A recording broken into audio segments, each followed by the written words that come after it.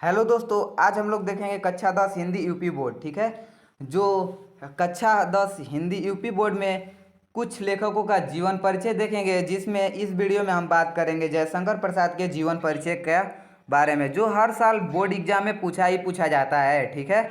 और पूछेगा 5 नंबर का। 5 नंबर में 3 नंबर जीवनी लिखने के लिए होता है, और जो 2 नंबर होता है एक रचनाएं लिखने के लिए मिलता है। ठीक है। जीवन परिचय देखेंगे जयशंकर प्रसाद का। हम लोगों को लिखने से पहले संक्षिप्त परिचय में क्या क्या लिखेंगे ये जान लेते हैं। देखिए, संक्षिप्त परिचय में लिखेंगे इनका नाम, जन्म स्थान, पिता का नाम, शिक्षा और इनके गांव का निवास स्थान कहाँ है, वही जीवन परिचय में मतलब संक्षिप्त परिचय में लिखते हैं। तो देखिए, जीवन परिचय आज देखेंगे जयशंकर प्रसाद का।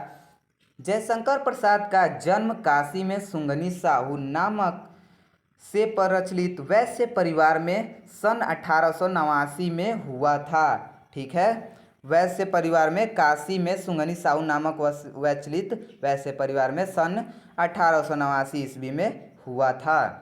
अब देखते हैं, प्रसाद जी के पिता का नाम देवीय प्रसाद था। देवी प्रसाद था। इनके परिवार का मुख्य व्यापार तंबाकू का था। ठीक है। इनके जो मुख्य व्यापार था घर का, वो तंबाकू का था। ठीक है। प्रसाद जी का बाल्यावस्था सुख से बीता। ठीक है। परंतु युवा अवस्था में इनकी पिता का स्वर्गवास हो गया। ठीक है। स्वर्गवास हो गया, और उनके 4 वर्ष बाद ही उनकी माता का भी देहावसान हो गया। ठीक है। इसलिए प्रसाद जी की शिक्षा तथा पालन पोषण उनके बड़े भाई शंभुरत्न जी ने किया। ठीक है।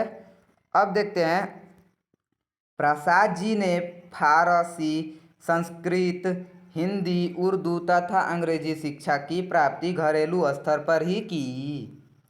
वेद पुराण, साहित्य, दर्शन के स्वाध्याय से ही इन्होंने पूर्ण ज्ञान प्राप्त कर लिया। ठीक है। प्राप्त कर लिया। प्रसाद जी में काव्य सृजन के गुण बाल्यावस्था से ही निहित थे। ठीक है।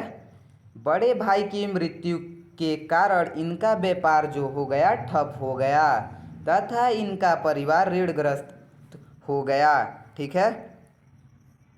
ऋण चुकाने के लिए इन्होंने पूरी पैतृक संपत्ति बेच दी। प्रसाद जी को अपने जीवन में अनेकों विपरीत परिस्थितियों का सामना करना पड़ा।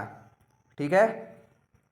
उनका पूरा जीवन संघर्षों में ही बीता, किंतु वे कभी पराजित नहीं हुए।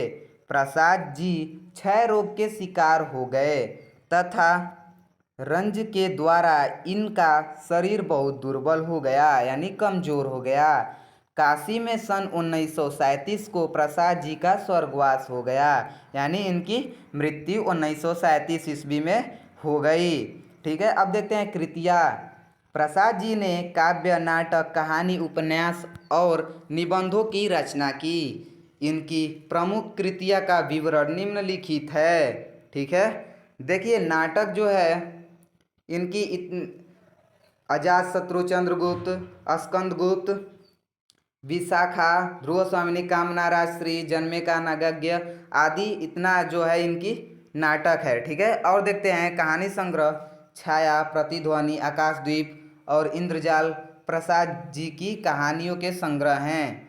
इनकी कहानियों में मानव मूल्यों और भावनाओं का काव्यमय चित्रण हुआ है। ठीक है।